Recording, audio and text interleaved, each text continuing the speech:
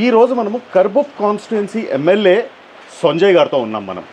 So ఈ constituency ఏంటంటే ఇది అగర్తలా సిటీ, బేసిక్గా త్రిపురలో అగర్తలా నుంచి దగ్గర దగ్గర 5-6 అవర్స్ మనం ఇటువైపు లోపలికి రావాల్సి వస్తుంది. ఇది ఆల్మోస్ట్ ఆల్ బంగ్లాదేశ్ బార్డర్లో ఉందన్నమాట.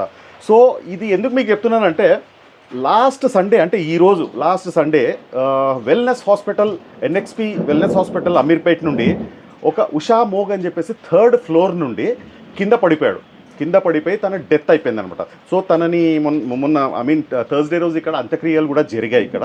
సో ఈ విషయంలో మాకు కొన్ని డౌట్స్ ఉన్నాయన్నమాట. ఆ డౌట్స్ ఏంటంటే వీళ్ళ పేరెంట్స్కి తెలుసా ఏంటి, ఎందుకంటే వెల్నెస్ హాస్పిటల్ ఏదైతే ఎన్ఎక్స్పీ హాస్పిటల్ ఉందో వాళ్ళు చాలా మ్యానిపులేషన్ చేశారని మేము అనుకుంటున్నాం, చాలామంది అంటున్నారు. ఎందుకంటే ఎమ్మెల్సీ రిపోర్ట్లో చెట్టు పై నుంచి కింద పడ్డాడు అని చెప్పేసి అంటున్నారు.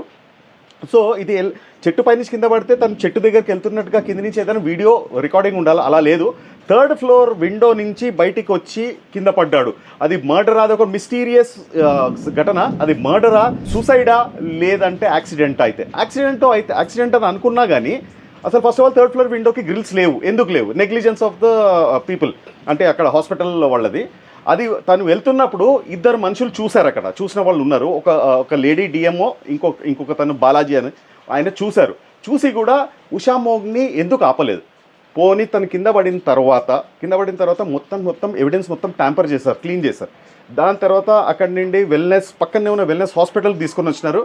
అక్కడి నుండి అరౌండ్ 15-20 కిలోమీటర్స్ దూరంలో ఉన్న ఇంకొక వెల్నెస్ ఎన్ఎక్స్పీ హాస్పిటల్ బ్రాంచ్కి తీసుకెళ్లాల్సిన అవసరం ఏమొచ్చింది? అంటే ఇక్కడ డాక్టర్స్ లేరా? So delay in treatment. ఇక్కడి నుంచి అక్కడికి వెళ్ళేటప్పుడు ఉషా మోగు చనిపోయారు, బ్రతికే ఉన్నారు అనడానికి గ్యారంటీ ఉందా? ఈవినింగ్ 9:30 అంటే నైట్ 9:30 ఆ ప్రాంతంలో తను చనిపోయారని చెప్పేసి ఒక వార్త బయటికి వచ్చింది. అప్పటి వరకు వీళ్ళు పోలీస్ కంప్లైంట్ ఇవ్వలేదు, ఎమ్మెల్సీ కేసు కూడా చేయలేదు. కొన్ని 9:30కి చనిపోయిన తర్వాత కూడా దాని నెక్స్ట్ డే మండే రోజు పోస్ట్ మార్టం పంపించారా? అదీ లేదు. పోస్ట్ మార్టం ఎంటైర్ డే లేదు. ట్యూస్డే రోజు ఆఫ్టర్నూన్ పంపించారు. అదే రోజు ట్యూస్డే రోజు నైట్ బాడీని ఇక్కడ పంపించారు. ఇదే విషయమై ఇక్కడ ఎమ్మెల్యే సంజయ్ గారు ఉన్నారు, ఆయన అడిగి తెలుసుకుందాం. ఇక్కడ ఏంటంటే నేను ఇక్కడ తెలుగు మాట్లాడలేను, ఓన్లీ నేను మాట్లాడాలి ఇంగ్లీష్ లేదంటే హిందీ మాట్లాడతాను. ఇది మీరు శ్రోతలు గుర్తుపెట్టుకోవాలి. सर नमस्कार सर जी. नमस्कार सर जी, आपसे मिलकर बहुत खुशी हुई.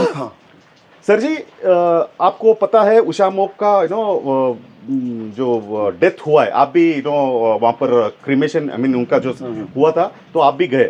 एग्जैक्टली आपको क्या मालूम पड़ा? एग्जैक्टली उषा मोग कैसा था? आपको उषा मोग से कैसा संबंध है? नहीं, संबंध तो ये है, हमारा जो ये मेरा कंसर्न असेंबली से आता है, कॉन्स्टिट्यूएंसी से, तो इसलिए हमारा तो दायित्व बनता है. तो यहाँ में कुछ क्या हुआ, मिस्टीरियस डेथ है, मैंने जहाँ तक मैंने सुना. तो यहाँ में सुसाइड है या मर्डर है या किसी और इंसिडेंट है, ये तो एक्सीडेंट है या मतलब ये तो अभी तक क्लियर नहीं है. तो प्रेशर हम तो मेरा दायित्व जो बनता है मैं वह करूँगा. और मैंने सबसे बात भी किया था ऑफिसर से, और ये तो सीएम से भी बात सीएम से भी बात होगी. तो ये बात होगा. हाँ. ये तो इसलिए मैं सब कुछ रेडी करके, एविडेंस रेडी करके, सब कुछ ये करके मैं इन्वेस्टिगेशन के लिए सबको मैं चिट्ठी लिखूंगा एक करके. हाँ जी. वहाँ का सीएम से भी लिखूंगा, तेलंगाना सीएम से, वहाँ का हेल्थ मिनिस्टर से भी मैं बात करूँगा.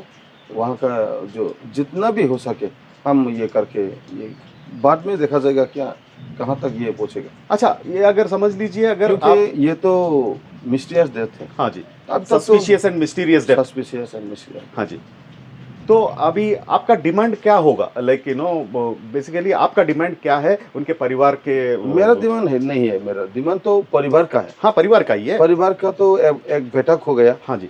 तो उसको परिवार को ये वेलनेस हॉस्पिटल से क्या क्या करना चाहिए, वो अगर किया तो अच्छा है, कॉम्पनसेशन, और नहीं किया तो हम देखेंगे. ये भी देखिए. तो ये है, इसके लिए आप कौन से हद तक जाने वाले हैं? हम देखेंगे. हम अभी तो आपको कुछ नहीं बता सकता. हम देखेंगे, हम कोशिश करेंगे उनको न्याय दिलाने के लिए हम कोशिश करेंगे. Okay, thank you. సో చూసారు కదండి సంజయ్ గారు ఆయన మాటల్లో. సో ఏంటంటే క్లియర్ కట్గా సంజయ్ గారు ఏం చెప్తున్నారంటే డెఫినెట్గా he will go to any extent వాళ్ళకి ఏదైతే న్యాయం జరగాలి, ఉషామోకి న్యాయం జరగాలో అక్కడి వరకు డెఫినెట్గా తను తీసుకెళ్తాను.